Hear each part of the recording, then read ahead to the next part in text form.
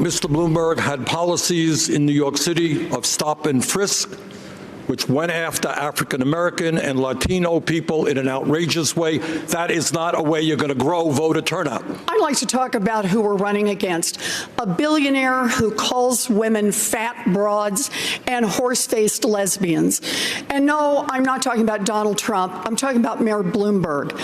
Democrats are not going to win if we have a nominee who has a history of hiding his tax returns, of harassing women, and of supporting racist policies like redlining and stop and frisk. Democrats take a huge risk if we just substitute one arrogant billionaire for another. I actually welcomed Mayor Bloomberg to the stage. I thought that he shouldn't be hiding behind his TV ads. The mayor says that he has a great record, that he's done these wonderful things. Well, the fact of the matter is he has not managed his city very, very well when he was there. He didn't get a whole lot done. He had stop and frisk, throwing close to 5 million young black men up against the wall. We could wake up 2 weeks from today, the day after Super Tuesday, and the only candidates left standing will be Bernie Sanders and Mike Bloomberg, the two most polarizing figures on this stage. Let's put forward somebody who's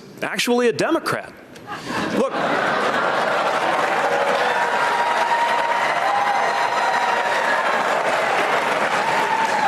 We shouldn't have to choose between one candidate who wants to burn this party down and another candidate who wants to buy this party out.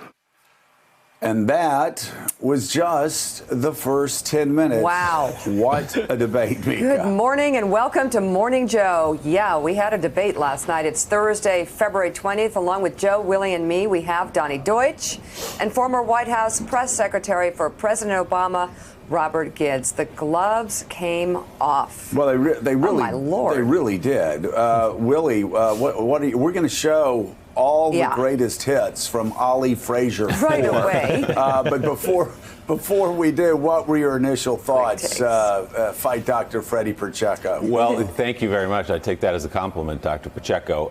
The gloves were on for the first several debates. That was one of the criticisms of this field, is that it had been too polite. That all changed in the first 30 seconds of the debate last night, as we just showed. We talked yesterday at this time about Mayor Bloomberg, that he was the first time up on the stage, on the debate stage with this group. How would he respond? They tore the skin off him yesterday, last night in Las Vegas. Elizabeth Warren leading the way, Bernie Sanders, they all one by one, Amy Klobuchar, one by one went after Mayor Bloomberg. I'm not sure he responded terribly well, as we're going to show in just a couple of minutes, to a couple of the key questions that he had to answer. And Elizabeth Warren, who her campaign has been charging that she's been ignored, that she's been overlooked unfairly, and she took control of that debate throughout, especially in the first hour, but throughout the debate, she took control, in fact, directing some of the questions at one point to Mayor Bloomberg, demanding he let women out of their NDAs. Elizabeth Warren had a great night. I'm not sure they got anywhere. Bernie Sanders went in as the front runner. He didn't take much fire. And the man they're all running against, Donald J. Trump, hardly took any fire at all.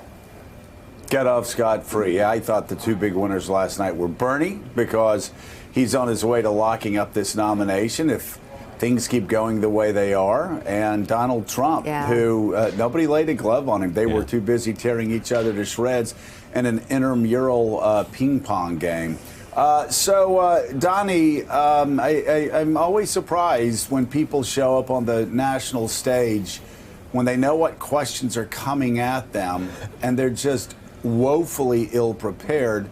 I'm doubly surprised that Mike Bloomberg, who had to know the questions about the NDAs, the questions about the women, the questions about stop and frisk, the questions about his money, he had to know they were all coming. He did horribly the first hour, almost hour and a half. I think he had his first good answer, passable answer, 70 minutes in, when he talked about climate change. How do you show up after investing that much money and not have a 60-second answer ready on these attacks you know are coming? I think part of the problem is the life he's led. You know, even Donald Trump, who was not used to, people talking back to him in his company, had spent his 20, 30, 40 years in public life jousting and fighting. And Mike Bloomberg has been isolated. Mike Bloomberg sits up top this empire. He's never had to kind of answer to anybody. And I think that it was an arrogance of him coming in, and he looked put upon. My concern about him going in was that his feeling of, what am I doing on stage with these people? I wouldn't even hire any of these people, showed.